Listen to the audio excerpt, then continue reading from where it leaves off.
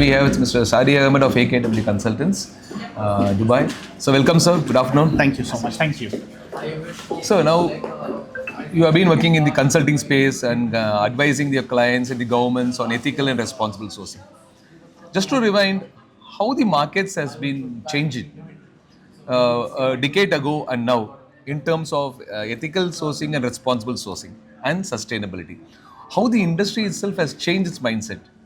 There's a need to go for ethical and responsible sourcing. What is your view on See, it? there has been a lot of changes in terms of how the industry has adopted the concept of responsible sourcing and ethical procurement.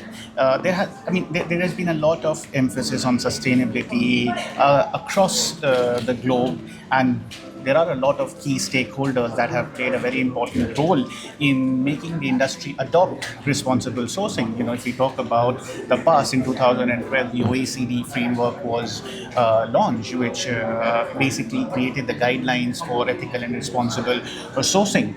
Now, if we look at the different industry programs like LBMA, UAE Good Delivery, RJC, RMI, they have come up with their own standards, own guidelines, most of them based on the OECD.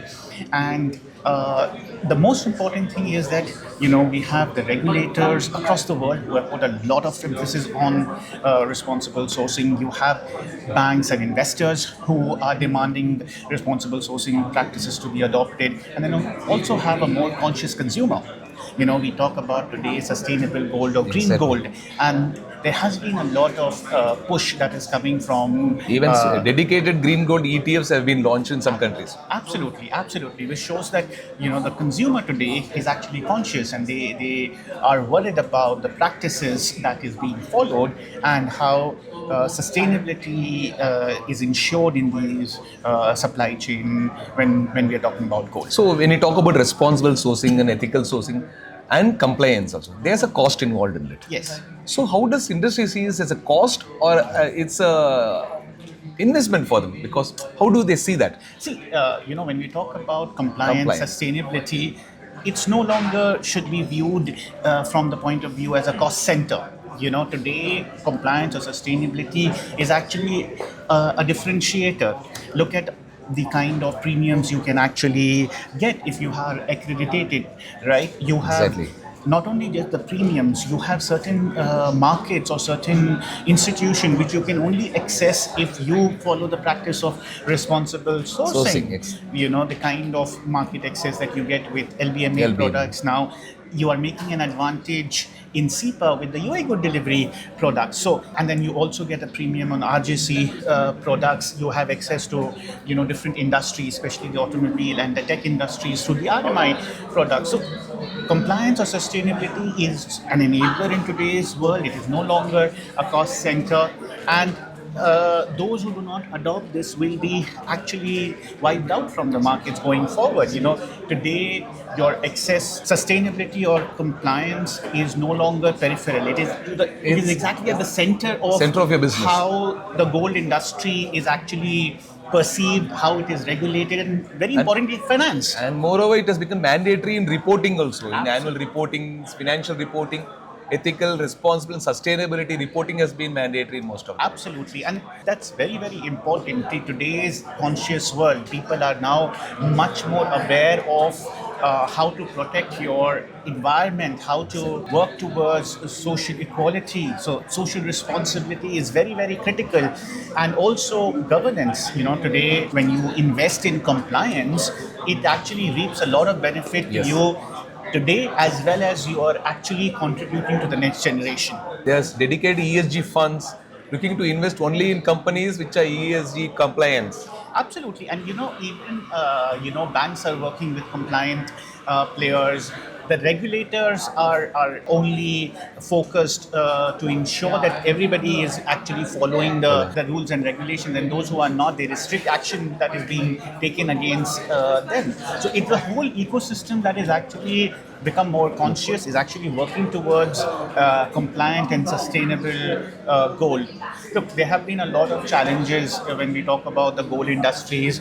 There have been exploitation when we are talking about the supply chain. There have been a lot of issues with regards to the environmental degradation. Mercuries, Child labor has child been labor, an issue. forest deforestation, Absolutely. water pollution, mercury usages. Absolutely. And all of that has actually given a bad name to our industry. And now the stakeholders are now collaborating together to ensure that good work can be done. See, this is a high value product and commodity. And it's the industry has a responsibility towards the people who are involved in this sector, and that is why it is becoming important. And those players who do not adopt it will find it very difficult to survive in future. As AKW consultants, how do you handle the governments, regulators, and the consumers to achieve ethical and responsible sourcing? So, what is AKW's role in the entire value chain? How do you place yourself in servicing the regulators, the governments, the consumers? I mean, we play a kind of a facilitator role. We have been working with a number of different countries and governments and central banks. We have had, we've been visiting mine sites in over 40 countries Amazing. across Africa and Latin America. We understand what are the challenges locally, especially when we talk about the artisanal and small scale miners. We are working very closely with the local governments to make frameworks and regulations to formalize this sector. And see, if you look at the ASM sector, the challenges are very unique. You don't have one solution for the entire sector. It is unique to a particular geography and Absolutely. unique to a particular community also. Absolutely, because see, you have to understand it from the local context. See, there is local cultural aspects, there is social aspect, there is economic aspects. Environment is also very different in different parts of the world. So, how you value the local sentiments is very important in coming up with rules and regulations. See, you can't make something which is not going to be adopted by the local community, and it's important that you work very closely. So we have been Can't have a tailor-made solutions for this.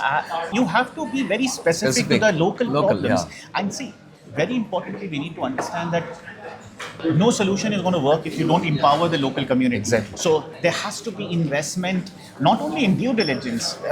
Due diligence is the second part. The first part is actually to go and Work with the community. With the communities. Take the local community confidence that Absolutely. they are taken And, care of all aspects. Contribute back to the Society. There has to be development of health sector, infrastructure, education. These are critical areas. So we work with, in these areas. We work in due diligence. We, help the local communities develop. Also, we've been working with different kind of players to provide access to finance to this sector. One of the biggest You challenges. bring formalization, formal finance into this? Yes, so we are working with different players who have been more open towards financing this sector. Of course, there is a huge amount of risk that is involved. The financing come from institutions or from See, the lenders, informal lenders? Yeah, currently it is of course informal lenders, but what we are trying to do is work with players to formalize this. Of course, that involves some sort of guarantee or protection from the government as well. It's a bit complicated, but we are hoping to bring in a lot of solutions. So AKW has been very instrumental in working with different governments, central banks, and industry players to ensure that responsible sourcing practices are practically implemented. We have a lot of things which are in theory or in guidelines, but practical implication still remains a very big challenge, and that's where we are contributing to the industry. Thank you. Thank you for using the two words. So Sir. Thank you. Thank you so much.